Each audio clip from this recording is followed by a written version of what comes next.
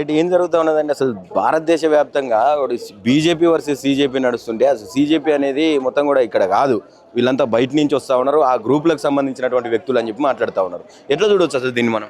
అసలు ఈ protest CJP versus BJP కాదండి.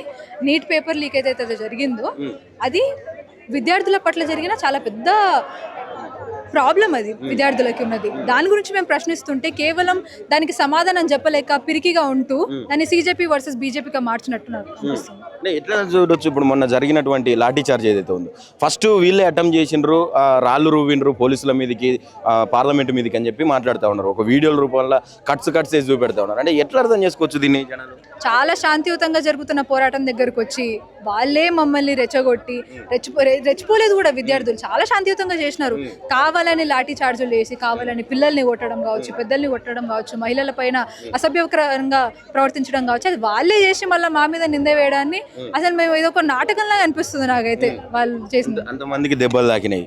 తర్వాత ఇది ఏదైతే మీరు మతాన్ని ప్రమాదంలో నెట్టుతున్నారు, వీళ్ళంతా కలిసి అక్కడ ప్రొటెస్ట్ చేస్తూ ఉన్నారు. ఆ సోనం వాంగ్చుక్ ఎవరైతే హంగర్ స్ట్రైక్ చేస్తూ ఉన్నాడో ఆయన అసలు పూర్తిగా పాకిస్తాన్ ఏజెంట్ అని చెప్పి మాట్లాడుతూ ఉన్నారు. ఆయన ఆధ్వర్యంలో చేసే ప్రతి ఒక్కరు కూడా భారతదేశానికి ముప్పే తలపెడతా ఉన్నారు తప్ప నిజంగా వీళ్ళ దగ్గర న్యాయ పోరాటం లేదని చెప్పి మాట్లాడతారు. వాళ్ళకేం సంబంధం?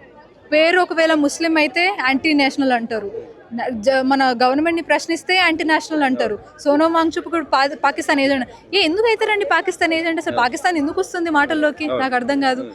విద్యార్థులు కలం పట్టుకొని ఒక పుస్తకం పట్టుకొని అరే మాకు ఇట్లా అన్యాయం జరిగింది, మాకు న్యాయం చేయండి అని కోరుకుంటే దాన్ని పాకిస్తాన్కి చేయడం కావచ్చు. మతపరమైన విద్వేషాలు రేపడుతుంది. అసలు మతం ఏడొచ్చిందని ఇక్కడ నీట్ పేపర్ లీక్ అయింది, దాని గురించి ప్రశ్నిస్తున్నాం మేము.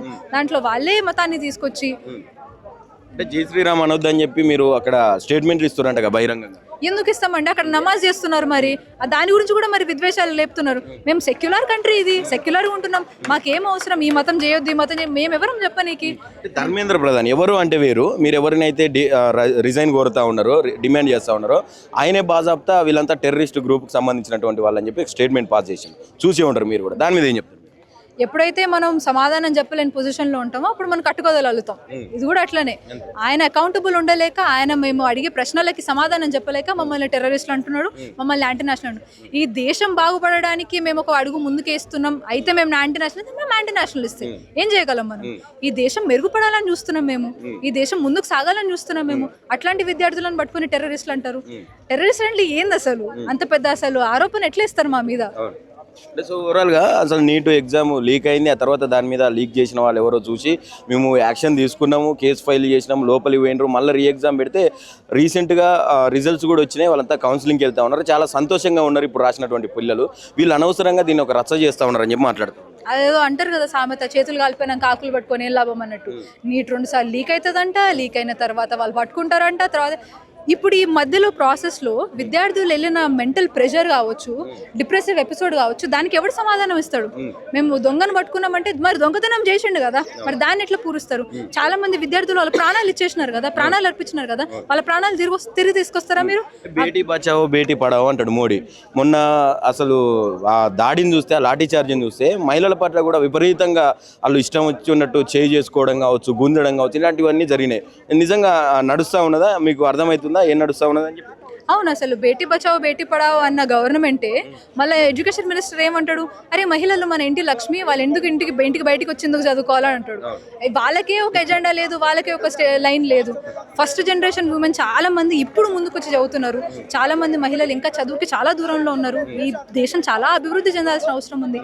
అట్లాంటి పరిస్థితుల్లో ఉన్నప్పుడు ఆల్రెడీ మహిళలకి రక్షణ లేదు, మహిళగా బతకడమే చాలా కష్టమవుతున్న సమయంలో మీరు వచ్చి పోలీసులే మళ్ళీ మహిళలను రక్షించాల్సిన వాళ్ళే వచ్చి వాళ్ళ పైన ఇట్లాంటి చర్యలు చేయడం అనేది ఎట్లా చూడాలి అసలు? మీరే చెప్పండి. అసలు ఆ జాతీయ జెండా ఏదైతే ఉన్నదో తిరంగ పతాకని కింద వేయడం, అది ఒక పోలీసులు ఉండి, అసలు నిజంగా పోలీసులైనా అక్కడికి వచ్చిన వాళ్ళు ఎట్లా చూడాలి అసలు? దాన్ని బ్యాడ్జీలు పెట్టుకొని ఉంటే మరి పోలీసులు అనేటోళ్ళమేమో. మేము యూనిఫామ్ వేసినంత మాత్రాన ప్రతి ఒక్కడు పోలీస్ అవ్వడు కదా. అసలు వాళ్ళు ఎవరు? సివిల్ యూనిఫామ్స్ లో వచ్చి లాఠీ చార్జ్ చేయడం ఏంది? అసలు ఒక రూల్ అంటుంది, ఒక లా ఉంది, ఒక ఆర్డర్ ఉంది, దాన్ని ప్రొటెక్ట్ చేయాల్సిన వాళ్ళు వచ్చి ఏదో టైం పాస్ గా చేస్తున్నారు. వాళ్ళు ఎట్లా పడితే అట్లా వాళ్ళు బిహేవ్ చేయడం ఏంది? లాఠీ చార్జ్లకి ఎంజాయ్ చేస్తున్నారు. నడుచుకుంటూ పోతుంటే కాళ్ళు అడ్డు పెట్టడం కావచ్చు, మహిళలని ఎట్లా పడితే అట్లా టచ్ చేయడం కావచ్చు, కొట్టడం కావచ్చు, పిల్లల్ని 12 ఏళ్ల పిల్లాడి మీద దాడి చేయడం కావచ్చు, చిన్న పిల్లల మీద దాడి చేయడం కావచ్చు. అసలు ఎట్లా ఏం డెమోక్రసీ ఇది? ఏ స్టేట్ ఇది? లా అండ్ ఆర్డర్ ప్రొటెక్ట్ చేయాలన్నా మనం ఇచ్చిన వాళ్ళకి ఆ రైట్. స్టేట్ సుప్రీం, ఆ స్టేట్ నే మీరు హేళన చేసుకుంటా, కించపరుచుకుంటా, కొట్టి మళ్ళీ నవ్వుతున్నారు. కొన్ని విజువల్స్ లో చూస్తున్నాం మనం. ఇది మళ్ళీ దానికి మళ్ళీ గవర్నమెంట్ ఏమనదు, మీరు రెచ్చగొట్టారు కాబట్టి మేము రెచ్చిపోయినామంటారు. సో ఇప్పటికైనా ఏం డిమాండ్ చేస్తూ ఉన్నారు ఓవరాల్గా? అటు మోడీని కావచ్చు, మొన్న జరిగినటువంటి లాఠీ చార్జ్ విషయంలో హోం మంత్రిగా ఉన్నటువంటి అమిత్ షాని కావచ్చు, ధర్మేంద్ర ప్రధాన్ని కావచ్చు, ఏం చెప్తారు? అందరికీ మేము చెప్పేది ఒకటే అండి, చదువుకోవడం అనేది మా హక్కు. మేము చదువుకుంటాం, మేము ముందుకు వెళ్తాం. దానికి మీరు అడ్డుపడొద్దు ఒకటి.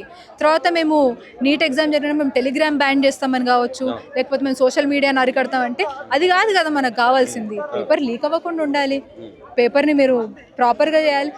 ప్రజలు, పిల్లలు, ఎస్పెషల్లీ యువత ముందుకి రావడానికి మీరు సాయపడాలి, వాళ్ళని తొక్కివేసే ప్రయత్నాలు కాదు. తర్వాత సోషల్ మీడియాలో కూడా మాట్లాడే ఇన్ఫ్లుయెన్సర్స్ని వాళ్ళ పేజ్లు బ్యాన్ చేయడం కావచ్చు. వాక్ స్వతంత్రం ఉందండి, మేము మాట్లాడతాం. ఇది మా దేశం, ఇది మా భారతదేశం. దీన్ని మెరుగుపరచుకోవడానికి మేము ఎంత దూరమైనా పోతాం. Thank you.